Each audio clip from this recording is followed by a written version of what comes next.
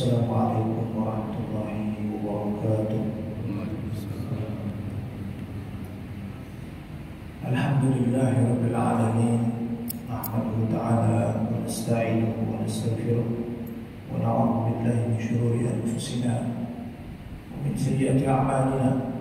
Man yahdihillahu fala mudilla lahu wa man yudlil fala hadiya lahu. Asyhadu an la ilaha illallah wahdahu la syarika lahu wa asyhadu anna Muhammadan 'abduhu wa rasuluh. Allahumma shalli ala nabiyyina wa habibina Muhammad sallallahu alaihi wa alihi wa sallam tasliman katsira. Amma ba'd. Qala Allah jalla jalaluhu fi kitabihi asy-syarif. A'udzu billahi minasy syaithanir rajim. Innal ladzina yaghudduna aswatahum 'inda Rasulillah ulaika alladziina imtahana Allahu qulubahum lit-taqwa lahum maghfiratun wa ajrun 'azim. Wa qala Nabi sallallahu alaihi wa alihi wasallam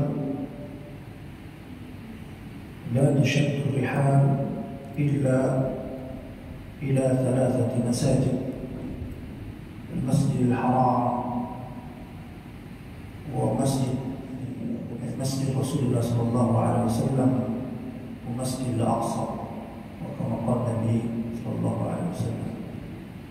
Bapak jemaah salat subuh, insyaallah semua kita benar-benar menyadari dengan ilmu dan menyabarkan dengan iman, dengan iman dan terus beramal, karena pada perkara ini seseorang akan berada pada apa yang diinginkan oleh Allah. Bisa saja seorang itu hidup, diizinkan hidup, tapi tidak lagi dianggap hidup, karena urusan kehidupan yang dia lalui semua tidak berada pada apa yang menjadi keinginan Allah secara syariatnya. Ya ayyuhalladzina amanu istajibu lillahi wa rasul idza da'akum lima yuhibbu. Wahai orang yang beriman, penuhilah panggilan Allah dan Rasulnya. Karena dengan ada bukti, ada kesabaran, ada mujahadah, ada ilmu untuk selalu memenuhi panggilan Allah dan Rasulnya, itulah yang menghidupkan kalian. Itulah status kehidupan yang Allah berikan, yang Allah anggap. Itulah kata Al-Imam Ibnu Qayyim, sungguh yakni keadaan yang lebih mengerikan adalah seseorang yang dia telah mati sebelum datang kematian sesungguhnya, karena statusnya tidak dianggap hidup oleh yang maha hidup. Maka tentunya di sini hanya orang-orang yang kemudian selalu mengkaitkan kehidupannya dengan bagaimana ilmu, iman dan amalnya. Ilmu, iman dan amal adalah tiga hal yang selalu terkait, tidak bisa saling bersendirian.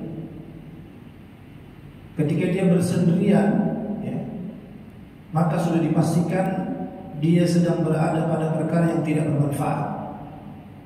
Bermanfaat di sisi Allah Subhanahu wa taala, tidak bernilai amal soleh. Contohnya seorang bisa saja dia berilmu tentang kebaikan, tapi dia tidak beriman. Dia berilmu dan beramal tapi tidak beriman.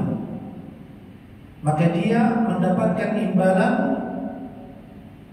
tapi bukan imbalan yang disiapkan oleh Allah di akhirat. Allah dengan keadilannya akan memberikan imbalan dia sebatas kesempatan hidupnya, bukan kehidupan selanjutnya. Atau bisa saja seseorang dia beriman tapi tidak beriman dan beramal tapi tidak berilmu. Maka ini juga hal yang berbahaya, bisa saja tidak diterima atau tidak dianggap. Pada satu contoh, Nabi SAW pernah mendapati ada di antara sahabatnya yang ingin sholat terus tidak mau tidur. Ada lagi yang puasa tapi tidak berbuka. Pernah dengar Pak hadisnya? Ada lagi yang tidak mau menikahi wanita karena ingin konsen beribadah kepada Allah. Karena logika yang mereka tangkap, kalau Nabi SAW yang sudah dijamin masuk surga, ibadahnya begitu giat, maka kita yang belum ada jaminan surga harus lebih giat lagi daripada Nabi SAW. Itu Pak, logikanya begitu. Kelihatannya benar, tapi Nabi SAW langsung menegaskan, mematahkan daripada pemikiran liar ini. Nabi menyatakan, "Mabal aqwamin qalu kadza wa kadza lakinni usalli wa anam." Gak benar orang yang punya pikiran kayak seperti itu, mau sholat, dia mau ibadah terus tidak diberikan kesempatan jasadnya untuk istirahat, tidur. Maka Nabi bilang, aku adalah orang yang sholat, usolli wa anam. Aku juga ada tidurnya. Aku sholat, aku juga ada tidurnya. Wa asumu wa uftir, aku berpuasa, aku juga ada waktu berbukanya. Wa atazawwajun nisa, dan aku menikahi para wanita. Dan dalam hadisnya, wa atazawwajun nisa, aku menikahi para wanita. Artinya lebih dari, nggak berani jawab Bapak. Ada ibu-ibunya nih. Wa atazawwajun nisa, dan aku menikahi para wanita. Dan Nabi kemudian mempertegas, "Faman raghiba an sunnati falaysa minni." Maka barang siapa yang membenci sunnahku, artinya dia beribadah kepada Allah tidak ikut cara aku, maka dia terancam sebagai golongan yang tidak dianggap sebagai umat Nabi sallallahu alaihi wasallam. Nah, ini pentingnya ilmu. Jadi iman dan pokoknya saya yakin kepada Allah, harus ibadah kepada Allah. Tapi caranya tidak mengikuti Nabi SAW, maka ini juga tidak diterima.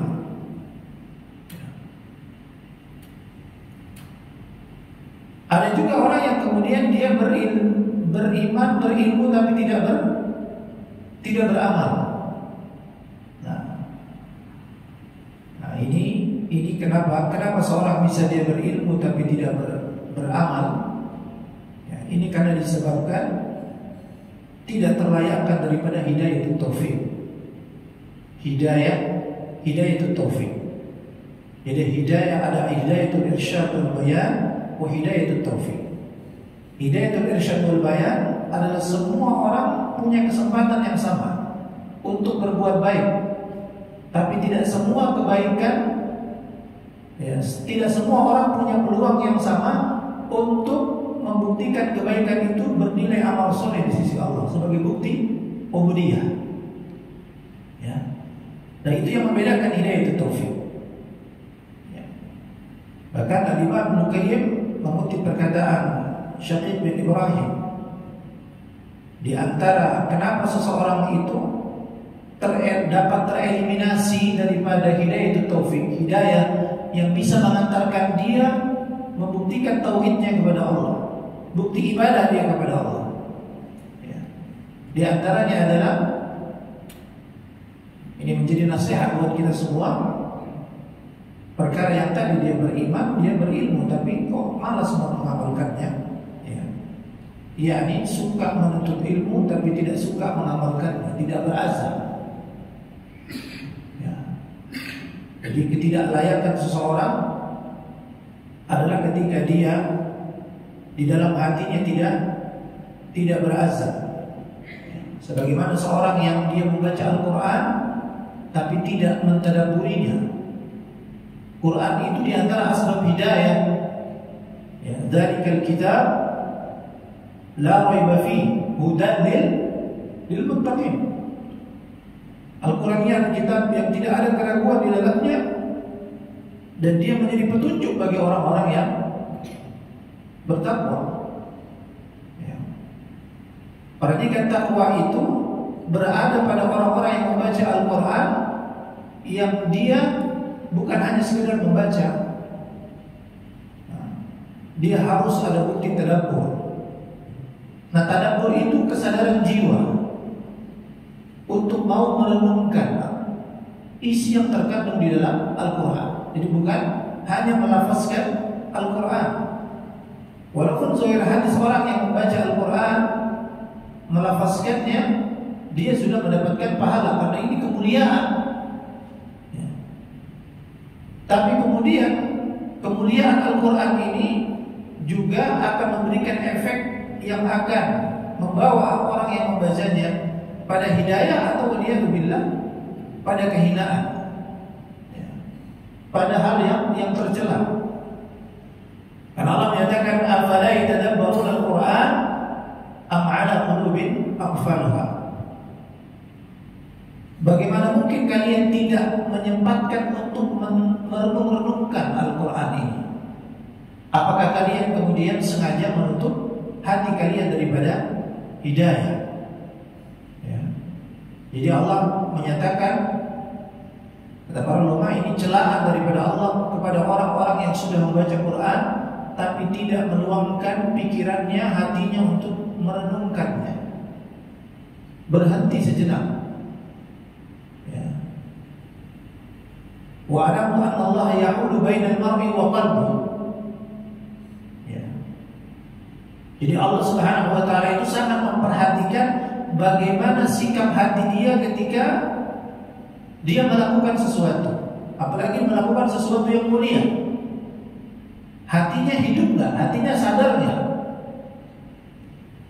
Maka di antara bentuk kesadaran jiwa ketika dia membaca Quran, maka dia memahami. Ya, karena Quran ini ada isinya berapa, Pak? Secara garis besar Quran ini isinya 3. Ada perintah, ada larangan, ada berita, khabar. Nah, hati yang sadar ketika baca Quran, ya makanya ketika membaca Quran coba-coba diam sejenak, kalau dilihat minimal terjemahannya. Oh, ini ternyata ayat tentang isinya ada perintah. Maka hati harus merenungkan, lihat perintahnya apa, ya. Lalu bertanya kepada dirinya, ini sudah saya laksanakan atau belum? Ya. Kalau belum, kenapa? Nah, begitulah. Kalau sudah, bagaimana anak dan istrinya? Sudah juga melakukan atau belum? Masya Allah. Ya. Maka Allah pasti akan melayangkan hidayah, Pak. Jadi perintah, larangan, ataupun khabar, berita. Kalau perintah sudah dilaksanakan atau sudah betul atau tidak cara melaksanakannya, ya sudah berilmu. Ataupun kalau larangan, bagaimana keadaannya, jangan-jangan masih terjerumus. Kalau memang tahu sadar masih terjerumus, maka segera bertaubat kepada Allah, beristighfar. Karena 3 perkara seseorang itu masih berada pada bukti kebahagiaan yang diberikan oleh Allah Subhanahu wa taala kepadanya. Di antaranya apa?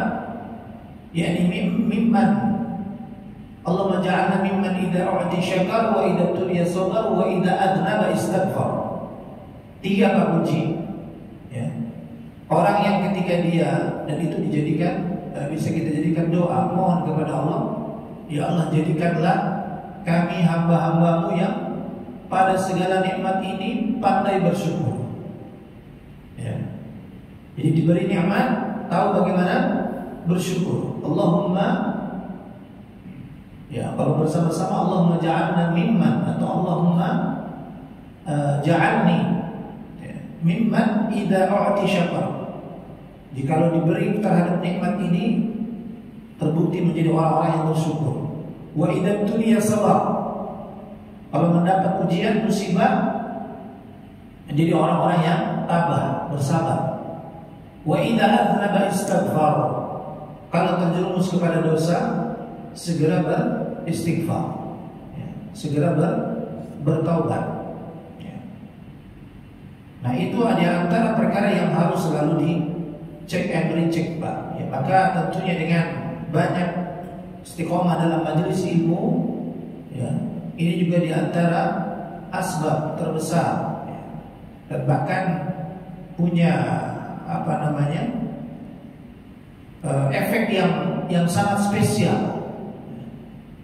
Efek yang sangat spesial bagi umat Nabi SAW, terutama dalam majelis-majelis ilmu, adalah Allah Subhanahu wa Ta'ala tetap memberikan kepada kebaikan itu kepada mereka semua yang hadir, walaupun dengan dengan perbedaan tingkatan-tingkatan tentunya. Nah, Bapak sekalian, ya, insyaallah kita coba terus kembali melanjutkan, ya, pembahasan kita dalam kitab Fawaid. Terakhir itu kita masih membahas tentang apa, Pak? Masih ingat? Saya aja sudah lupa. Ya. Masih, kalau tidak salah, masih dalam judulnya Tarkul Awamir A'dhamu Indallah min Irtikabil Manahi. Ya. Meninggalkan perintah Allah itu perkara yang dosanya lebih besar, efeknya, ancaman dosanya lebih besar daripada seseorang yang mungkin masih terjerumus kepada hal yang diharamkan, tapi tentunya dengan syarat dan ketentuan berlaku. Ya, bukan berarti dia beribadah kepada Allah tapi dia menghalalkan apa yang diharamkan. Ini sudah sesat lagi nih, Pak. Ya. Ini juga teralfakan daripada hidayah taufik. Kalau ada orang yang dia terlihat nampak banyak melakukan ketaatan kepada Allah, tapi kemudian dia menghalalkan apa yang diharamkan, maka ini sudah nampak daripada kekufuran yang nyata. Ya. Karena al-muslimuna ala syurutihim illa syartan ahalla haraman atau harrama halal. Setiap orang yang muslim itu terikat dengan apa yang mereka janjikan, mereka lakukan kesepakatan, ya. Kecuali ketika kesepakatan itu, ya, perjanjian itu telah merubah daripada hukum Allah. Ya. Ini masuk sudah juga jenis kekufuran yang nyata. Ahalla haraman atau harrama halal, kata Nabi. Orang yang masuk dalam ranah merubah hukum Allah itu, dia menghalalkan apa yang sudah diharamkan ataupun mengharamkan apa yang dihalalkan. Ya. Ini masuk ranah daripada kekufuran. Baik. Terakhir kita masuk kepada mungkin pembahasan yang ketujuh. Ya. Apa yang membedakan, apa yang menjadi alasan kenapa orang yang terjerumus meninggalkan perintah ancaman yang lebih besar dibanding orang yang masih terjerumus kepada hal kemaksiatan? Ya. Kata Imam Ibnu Qayyim, orang yang mengerjakan perintah, artinya dia istiqomah dengan kelemahan dia terhadap hawa nafsunya, terhadap dosa, tapi dia tetap istiqomah melakukan apa yang menjadi bukti tauhidnya kepada Allah Subhanahu wa Ta'ala. Kita sudah membahasnya, ya. Kenapa perintah ini lebih utama? Karena menjalankan perintah itu adalah sebagai bukti tauhid. Ya. Karena orang yang ketika dia mengaku bertauhid kepada Allah, lalu hanya mencukupkan dengan meninggalkan apa yang dilarang oleh Allah. Ya. Sakleknya gini, Pak. Dia ngaku Islam tapi nggak pernah sholat. Dia mencukupkan yang penting saya nggak pernah minum khamar, nggak pernah makan babi, gitu ya. Apalagi, Pak, nggak ganggu orang lain. Pokoknya dalam hal hubungan kemasyarakatannya dia terkenal orang yang baik. Tapi dari sisi kemanusiaan, tapi daripada sisi ubudiahnya kepada Allah, ini yang masih bermasalah. Ya. Maka kata Imam Ibnu Qayyim dalam pembahasannya ini, orang yang baru hanya mencukupkan bukti dia beriman kepada Allah dengan meninggalkan yang dilarang, maka itu belum merupakan sesuatu yang konkret sebagai bukti tauhid. Ya. Karena apa yang dilarang oleh Allah itu sesuatu yang belum konkret dibanding dengan apa yang diperintahkan oleh Allah. Allah memerintahkan kita sholat, maka ada bukti konkretnya. Apa orang yang sholat? Ya dia kelihatan sholat. Sholat itu 5 waktu sehari semalam. Ya, sholat subuhnya 2 rakaat. Ya, ada sujudnya, ada rukuknya, ada baca Qur'annya. Ini standarnya semua sama. Mau dia Pak RT, mau dia lurah, mau dia apa? Menteri, mau dia presiden, mau dia raja. Ya. Semua punya standar yang sama. Tidak ada perbedaan. Kalau raja sholatnya boleh ada dispensasi karena dia sibuk misalnya begitu, atau presiden. Tidak. Ya. Maka apa yang diperintahkan oleh Allah itu yang menjadi standarisasi SOP. Ya. Kalau perusahaan saja Pak menilai karyawannya itu dengan apa? Dengan SOP. Kalau selama karyawan ini masih menjalankan SOP, maka dia masih dianggap karyawan, masih lanjut, tidak terancam untuk dipecat. Tapi kalau misalnya dia terkenal orang yang baik di perusahaannya, sama semua mengakui kebaikannya, tapi SOP perusahaan banyak dia langgar, gimana kira-kira Pak? Ya, maka tidak selamat. Ya. Nah ini makanya jadi bukti tauhid kepada Allah Subhanahu wa taala adalah menjalankan perintah. Ada bukti menjalankan perintah itu bukti konkret. Tapi orang yang baru meninggalkan yang dilarang itu belum konkret.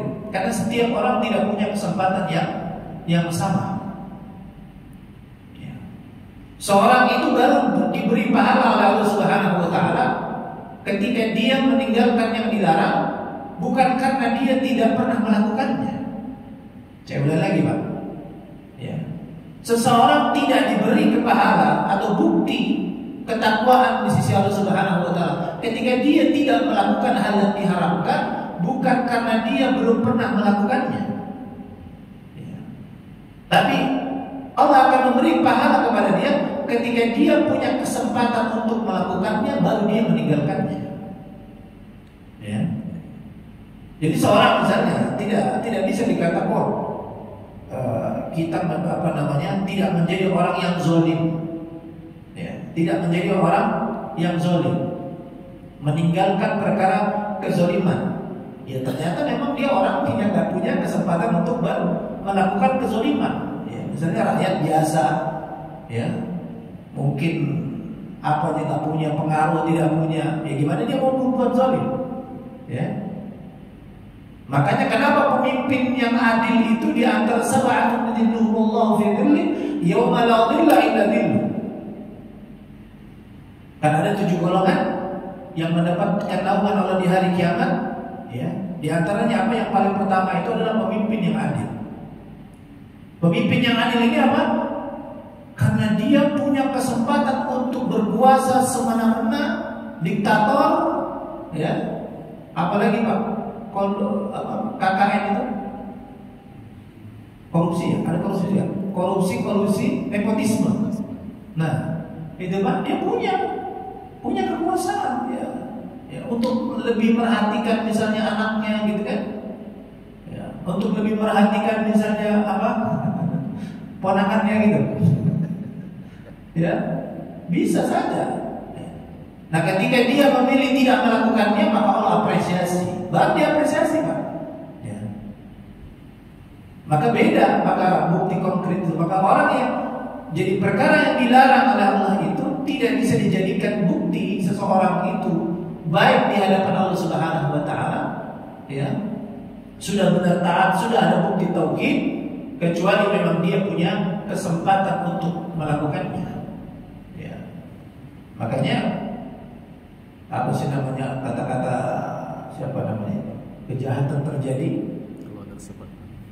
ya bukan karena niat si pelaku, tapi karena ada kesempatan. Ya. Waspadalah. Ya. Waspada apa? Waspada di situ iman kita diuji Pak. Ketika ada kesempatan, ada kemampuan. Ya, ini orang mungkin sudah ngaji kayaknya Bang Nabi. Ya, kata-katanya dipilih itu ya. Waspadalah. Jadi kewaspadaan yang perlu kita waspadai adalah itu, karena memang hal itu pernah ditanya kepada Umar bin Khattab radhiyallahu taala, "Ayyu rajulin afdal yashtahi al-ma'siyah wa la ya'malu biha wa la yashtahi al-ma'siyah wa la ya'malu biha?" Mana orang yang benar itu? Ya, orang yang terbaik itu yang bagaimana? Orang yang menginginkan kemaksiatan, dia punya kemampuan untuk bermaksiat, lalu dia tidak melakukannya, atau orang yang selama ini tidak bermaksiat sebenarnya karena tidak punya kesempatan saja. Ya. Dia belum punya kesempatan. Bisa selama ini, oh masya Allah, bapak ini bagus, setia sama istrinya. Ya. Jangan seperti si fulan itu ngomongin orang, ini bahaya Pak. Jangan terbawa dengan ujian ngomongin orang yang mungkin kita baru dengar isunya, misalnya suaminya selingkuh. Ya beda godaannya, suaminya mungkin terjerumus ke selingkuh, ya karena pekerjaannya jauh dari anak dan istri dan sebagainya. Mungkin dia tergoda sama yang di sini, mungkin dia setiap hari bisa ketemu istrinya. Nah ini berbeda Pak. Ini kata Umar bin Khattab. Jadi yang terbaik itu adalah ketika dia punya kemampuan lalu dia tidak melakukannya, lalu beliau menyatakan ulaika, membacakan ayat Allah Subhanahu wa taala, ulaika alladziina imtahana Allahu qulubahum litaqwa. Jadi orang-orang yang diuji Allah dengan kesempatan melakukan kemaksiatan, dia mampu melakukan hal yang dilarang oleh Allah, kemudian dia tidak mengambil kesempatan itu, maka itu adalah orang-orang yang diuji hatinya oleh Allah dan dia lulus. Nah, orang yang lulus ini maka Allah bilang ulaika alladziina imtahana Allahu qulubahum littaqwa. Buahnya akan diberikan tabiat ketakwaan. Jadi orang yang senantiasa lulus dengan ujian-ujian, kesempatan-kesempatan, karena 3 kesempatan melakukan ketaatan, kesempatan bermaksiat, kesempatan bersabar menghadapi musibah. Ya, iman kita ini selalu diuji dengan 3 ini Pak. 3 kesempatan. Kesempatan dalam melakukan ketaatan, kita tahu ilmunya, azan berkumandang, ya, kita sholat berjamaah di masjid dilakukan selalu begitu, maka itu kesempatan ketaatan, maka Allah tetap berikan dia tabiat ketakwaan. Dan ini kesempatan yang paling utama yang akan memberikan imbas yang baik kepada semuanya. Kalau kesempatan yang pertama itu selalu kita lulus Pak. Ya. Karena kenapa? Karena efek daripada kemungkaran juga Al-Imam Ibnu Qayyim, ya, itu masih bisa diobati dengan orang yang selalu menjaga ketaatan, ya, menjaga sholat. Di antara faedah sholat apa? Inna sholata tanha 'anil fahsya'i wal munkar. Ya. Makanya beliau menyatakan masih mending mana? Orang yang dianggap sakit oleh Allah, ya, orang yang hidup tapi sakit di hadapan Allah, orang yang sakit tapi dianggap hidup, atau orang yang hidup tapi dianggap mati. Saya ulangi Pak, ya. Mana lebih baik?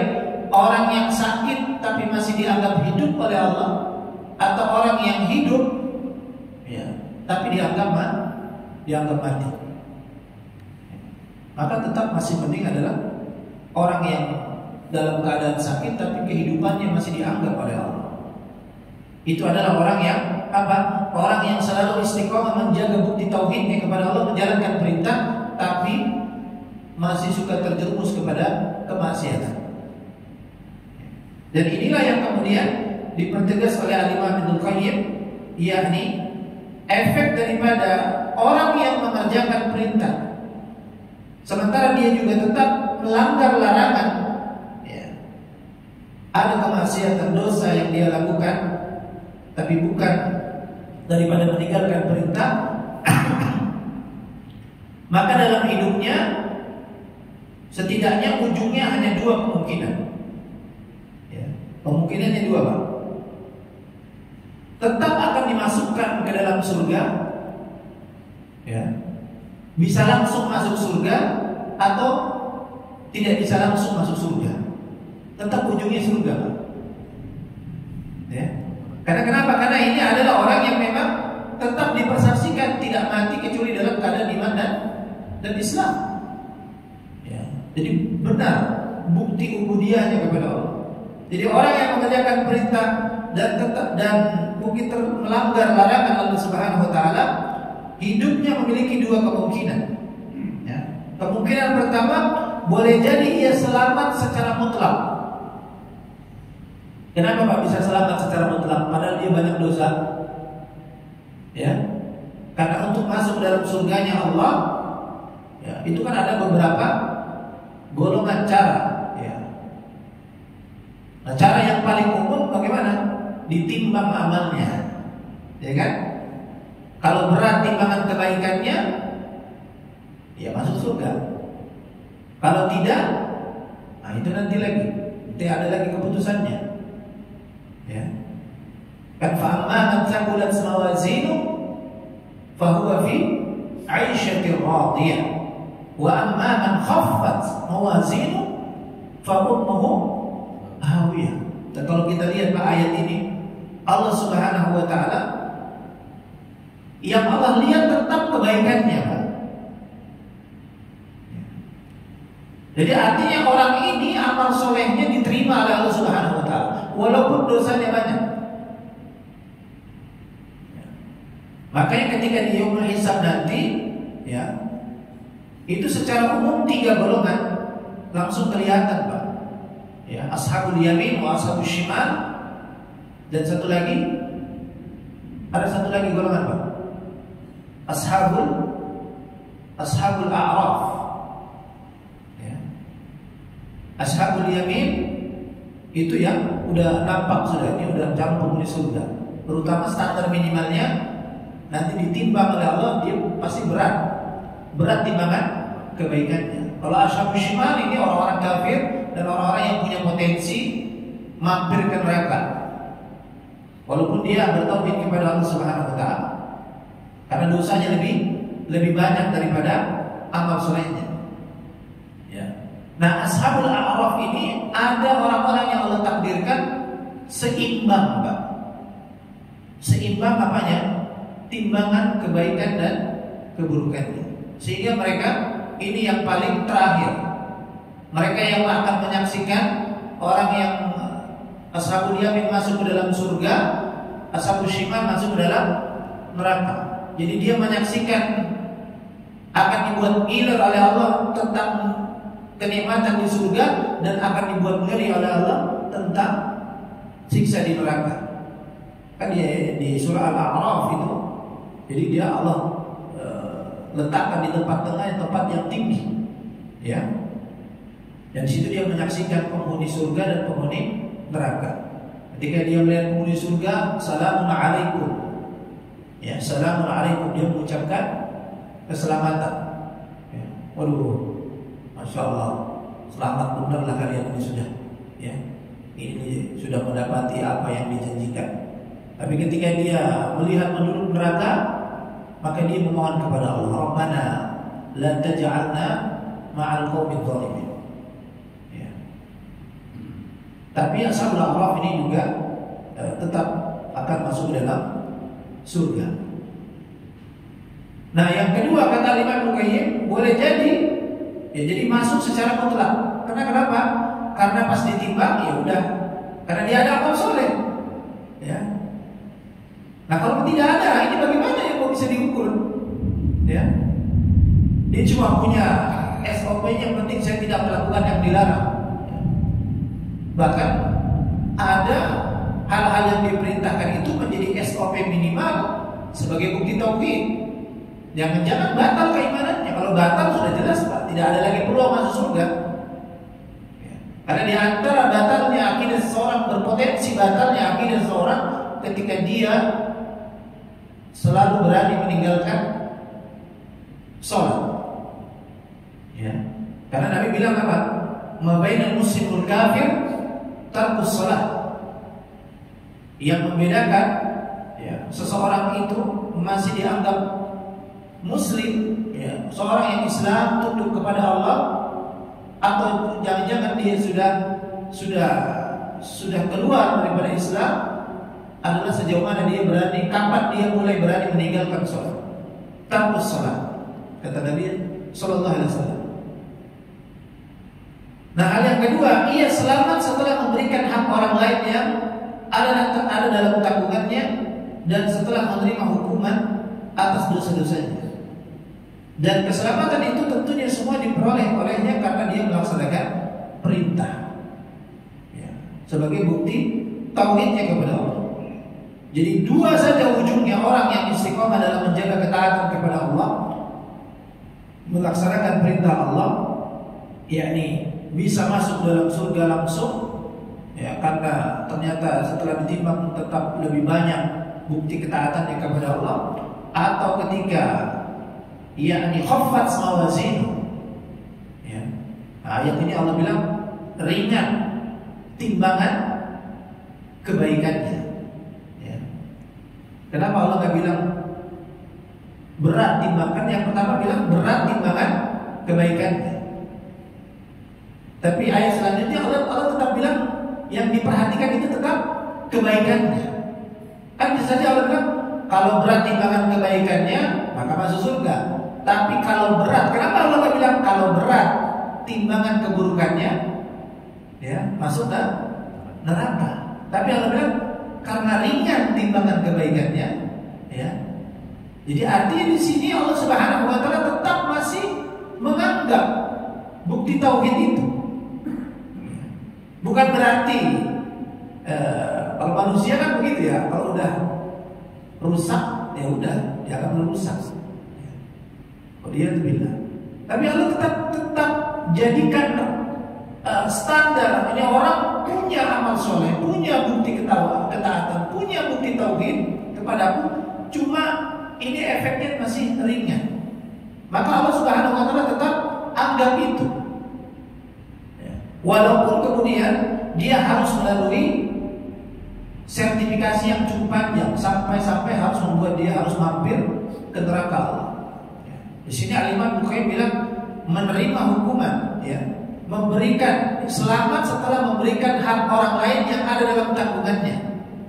Ya, ini juga memang menjadi kewaspadaan, Pak, karena ternyata di antara ada orang-orang yang diuji oleh Allah Subhanahu Wa Taala, bagus bukti ketaatannya kepada Allah, tapi bermasalah hubungannya kepada manusia. Nah, ini yang dimaksud oleh Imam Ibnu Qayyim, ya. Dia bisa masuk surga, tapi dia tetap akan dimasukkan surga, tapi setelah dia memberikan hak orang lain yang ada dalam tanggungannya. Ya, itu yang kata Nabi SAW, orang yang bangkrut. Ya kan? Atudrakuna manil muflis? Tahukah kalian siapa orang yang bangkrut? Ya. Ya'ti bi sholatin wa zakatin wa siyamin. Seseorang yang datang menghadap kepada Allah, dia punya pahala salat, punya pahala sedekahnya, zakatnya, ya, punya pahala puasa, punya banyak pahala ketaatan kepada Allah. Tapi kemudian dia banyak tanggungan. Tanggungan apa? Tanggungan kezaliman yang dia lakukan kepada makhluk Allah yang lainnya. Qad syatama hadza, qad daraba hadza, qad akhadha mala hadza. Ya, dia pernah mencela si fulan, membuat sakit hati, belum pernah minta maaf, ya, pernah merendahkan, pernah memukul sampai, Pak, ya, pernah mengambil hak orang lain, atau dia tidak sempat mengembalikan hak orang lain yang dia pakai. Ya, itu maksudnya apa, Pak? Hutang. Ya, itu juga termasuk mengambil hak orang lain. Maka ini menyebabkan apa? Dalam hadis itu orang-orang yang punya tanggungan ini, tanggungan kepada makhluk, maka Allah Subhanahu Wa Taala dengan keadilannya, ya, karena Allah Maha Adil, maka Allah Subhanahu Wa Taala tidak bisa menganggap dia, mengampuni dia dengan cukup dia bertaubat kepada Allah Subhanahu Wa Taala. Maka harus ada persidangannya. Dan persidangannya apa? Dengan transfer amal soleh, atau transfer pahala, atau transfer dosa. Gitu Pak. Transfer pahala kebaikan ya, itu dari siapa? Dari orang yang menzolimi ya, orang yang menagih, orang yang menzolimi. Nah, dia transfer pahala Pak.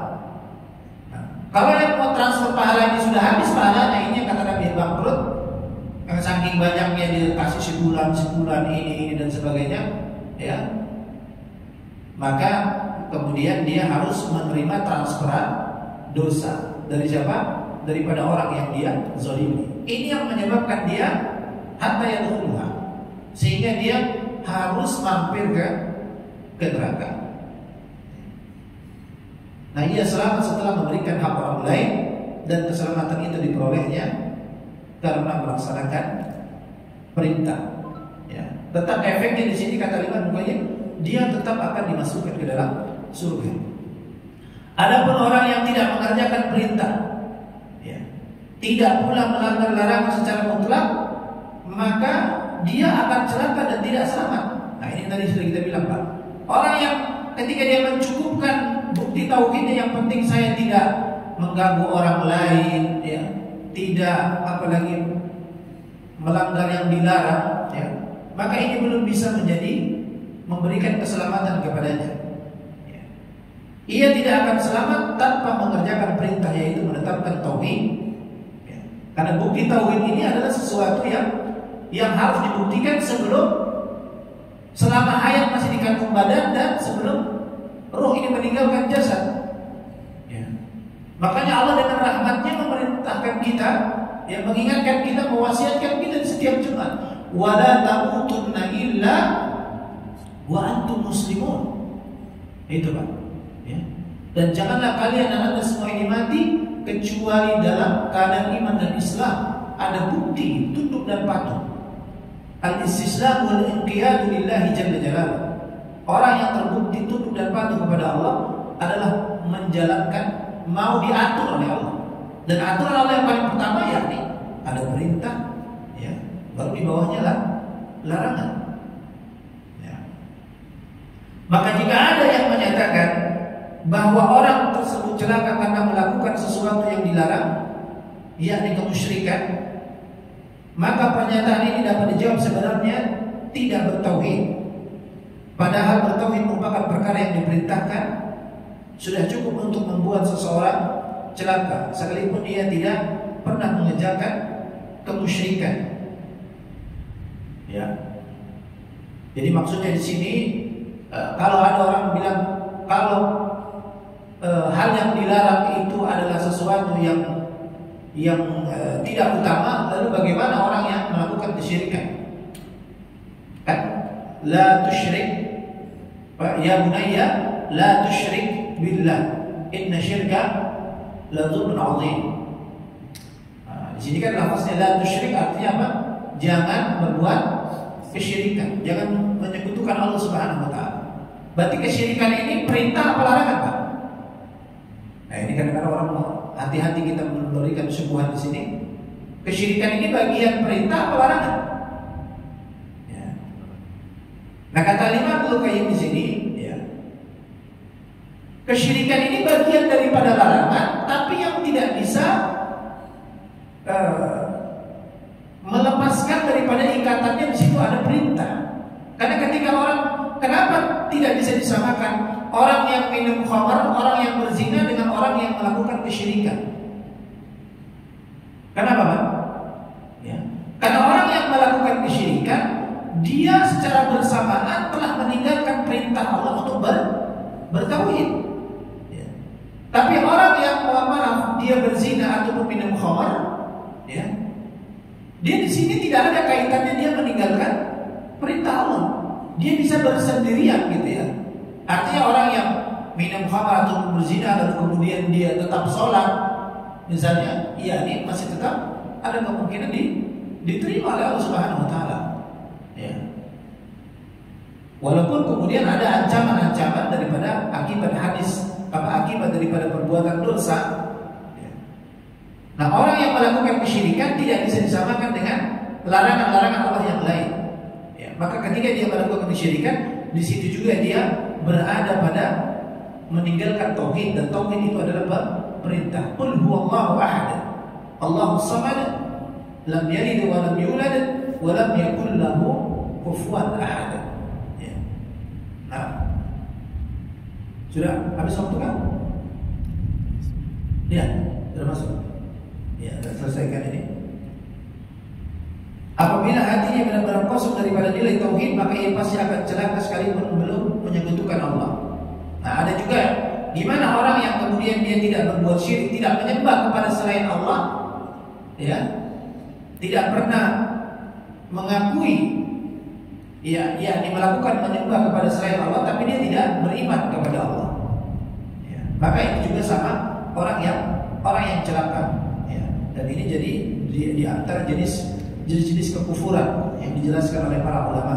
Kekufuran itu ada banyak tingkatannya. Ya. Ada orang beriman tapi dia ingkar daripada perintah. Siapa? Iblis. Iblis bukan menyekutukan Allah, tapi dia, kenapa dia mendapatkan Allah? Karena dia meremehkan, meninggalkan perintah. Ya. Ada yang mendustakan, ya. Ada yang meragukan, ada yang menghinakan, ada al-i'rad. Al-i'rad ini apa? Orang yang menentang. Ini orang-orang yang tidak beragama. Orang yang tidak beragama itu juga termasuk orang kafir. Tidak mengakui, walaupun dia tidak mengakui Tuhan, tapi dia tidak mengakui Allah sebagai Rabb-Nya. Dan Allah sudah menyiapkan, ya, makanya neraka itu ada 7 lapis lah, itu ada golongannya masing-masing. Yang paling bawah itu adalah orang-orang munafik. Nah, di antaranya kata para ulama yang pertengahan itu adalah orang-orang yang tadi dia hidupnya tidak mengakui adanya Tuhan. Nah, itu juga masuk orang yang ingkar kepada Allah Subhanahu wa taala. Baik, Allah taala alam. Ya, kita cukupkan. Mudah-mudahan. Kalau ada tanya jawab. Ada yang mau ditanyakan, silakan, atau sudah mau ada. Subuhnya sekarang lebih cepat ya. Biasanya kan sampai 6:30 ya. Tadi cukup? Cukup. Ya, kita cukupkan. Ya, kita akhiri tentunya dengan pula menasihati diri kita tentang perkembangan terkini ya. Saudara-saudara kita di Palestina, di Al-Aqsa, ini juga harus kita ikuti Pak. Jangan sampai hati kita tidak terpaut ya. Jangan sampai Allah menegakkan hujah tentang keadaan ini, kita tidak berada andil di situ, baik daripada minimal dengan doa ataupun harta kita dan ajuran-ajuran kita dengan potensi yang kita miliki. Karena ini sudah nampak fakta kezaliman yang amat besar, dan kaum muslimin pada saat ini diuji oleh Allah ya, seperti belum bisa melakukan apa-apa ya. Kita doakan para pemimpin dunia Islam ya, negeri-negeri pemimpin yang muslim ini, Allah gerakkan hati mereka ya, Allah mudahkan mereka untuk melakukan kebijakan-kebijakan yang mudah-mudahan bisa meringankan atau betul-betul bisa menyelamatkan ya, saudara-saudara kita di Palestina. Dan tentunya tanggung jawab pembebasan Al-Aqsa adalah tanggung jawab kita semua kaum muslimin, bukan hanya bangsa Palestina. Kita akhiri dengan berdoa kepada Allah. Bismillahirrahmanirrahim. Alhamdulillahirabbil alamin. Allahumma shalli ala nabiyyina Muhammadin wa ala alihi washabbihi ajma'in. Allahumma ighfir lil muslimina wal muslimat wal mu'minina wal mu'minat al-ahya'i minhum wal amwat. إنك سميع قريب مجيب دعوات ويقضي الحاجات. ربنا افتح بيننا وبين قومنا بالحق وأنت خير الفاتحين. اللهم أعز الإسلام والمسلمين. اللهم أعز الإسلام والمسلمين وانصر المستضعفين في فلسطين وانصر المستضعفين والمجاهدين في فلسطين. يا عزيز يا جبار إنك على كل شيء قدير. اللهم حمل المسجد الأقصى من اليهود الغاصبين المعتدين. يا عزيز يا جبار يا قوي يا متين إنك على كل شيء قدير. ربنا آتنا في الدنيا حسنة وفي الآخرة حسنة وقنا عذاب النار. صلى الله على نبينا محمد وعلى آله وصحبه وسلم. سبحان ربك رب العزة عما يصفون وسلام على المرسلين وآخر دعوانا الحمد لله رب العالمين. بالتوفيق والهداية. السلام عليكم.